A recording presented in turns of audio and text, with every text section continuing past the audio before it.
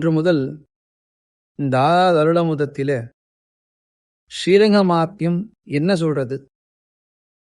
இந்த பெருமாள் எப்படி ஸ்ரீரங்கத்துக்கு வந்தார்? இந்த பெருமாள் ஸ்ரீரங்கத்துக்கு வந்ததும் என்னென்னலாம் பெருமாள் சேஷ்டிதங்கள்லாம் பண்ணினார், என்னென்ன லீலைகள் செய்தார் என்பதை சற்று விவரமாக பார்க்க போகிறோம். முதலிலே இந்த பெருமாள் எங்கு இருந்தார், எப்படி தோன்றினார், எப்படி சத்தியலோகத்துக்கு வந்தார், எப்படி பூலோகத்திற்கு வந்தார், எப்படி ஸ்ரீரங்கத்துக்கு வந்தார், ஸ்ரீரங்கத்துக்கு வரத்துக்கு முன்னாலே இந்த இடம் என்னமாக இருந்தது அப்படின்னு விவரமாக சற்று பார்க்கலாம்.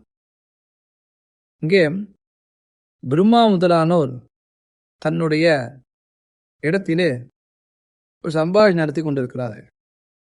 ஒவ்வொரு இடத்துலையா கூட்டு பிரம்மா கேட்கிறார், நீங்கள் எப்படி ஆராதனை பண்ணுறீர்கள், நீங்கள் எப்படி பகவானை ஸ்மரிக்கிறீர்கள் அப்படின்னு கேட்க ஒவ்வொருத்தரும் சொல்கிறார்.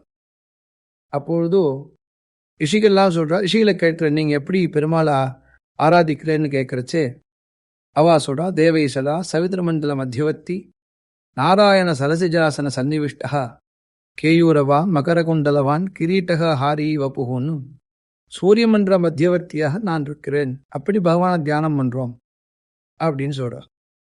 பக்தாளெல்லாம் கூட்டு கேட்க நீங்கள் எப்படி பெருமாள் தியானம் பண்ணுற அப்படின்னு கேட்க பக்தாளெலாம் சொல்கிறா, ராமகிருஷ்ணாதி விபவாவதாரங்கள்லாம் கூட்டு நான் கேட்டு நான் பெருமாளை ஆராதிக்கிறேன் அப்படின்னு சொல்கிறார்.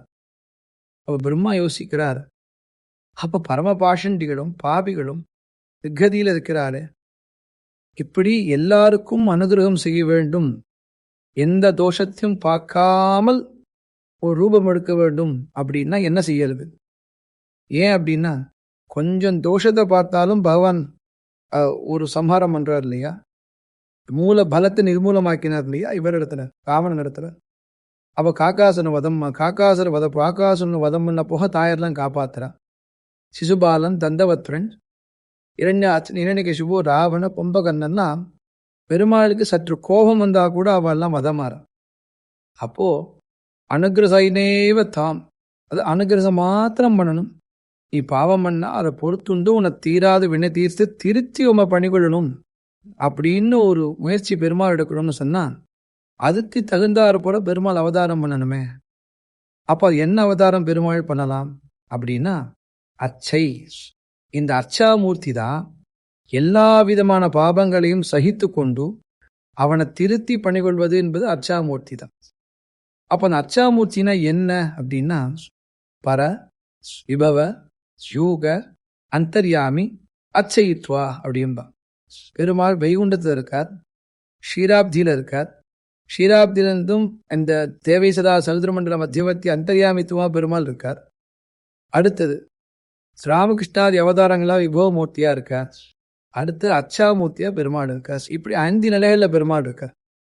இப்படி இருக்கும்போது பிரம்மா யோசிக்க, பரம பாஷண்டிகளும் முன்ன வந்து பார்க்கலாமே, அவ பாவம் பண்ணிட்டாலும் சததேவ பிரபன்னாய தவாஸ்பீதி யாச்சசே அபயம் சர்வபூதேபியூ ததாமேத விரதம் நம.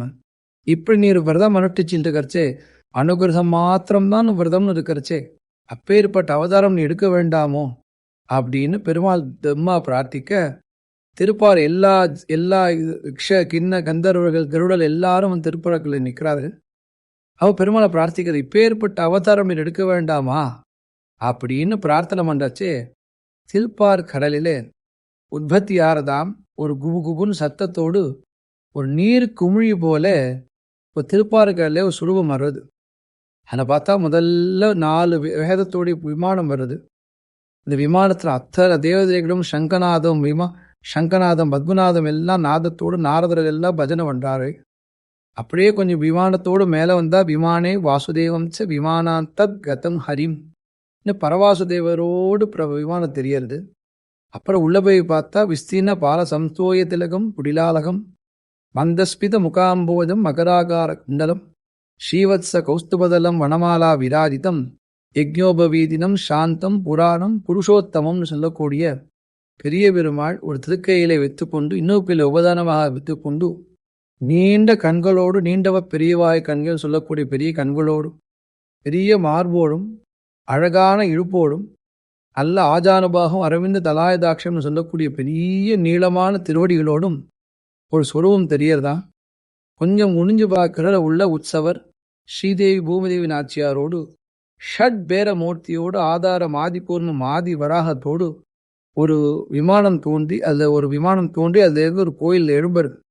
என்ன கோயில் அப்படின்னு பார்த்தா அர்ச்சாமூர்த்தியில முதல் சுரூபம், சுயம்பக்த கஷேத்திரத்திலே முதல் சுரூபம், பெரிய பெருமாள், பெரிய மணி, பெரிய அவசரம் என்னக்கூடிய இன்றைக்கு நாம் சேவிக்கக்கூடிய அந்த பெரிய பெருமாளானவர் திருப்பாறுக்கடல் உத்பத்தியாரா.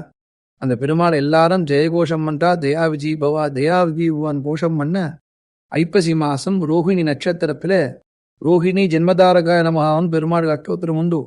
அந்த ஐப்பசி ரோஹிணியில நீர் பூழி போல எழுந்து இன்னைக்கு நாம் சேவிக்கக்கூடிய அதே ரங்க விமானம் பிரம்மாவோட திருக்கையில் எழுந்துள்ள பண்ணி கொண்டு நேர் சத்தியலோகத்தை பிரதிஷ்டை பண்றார்.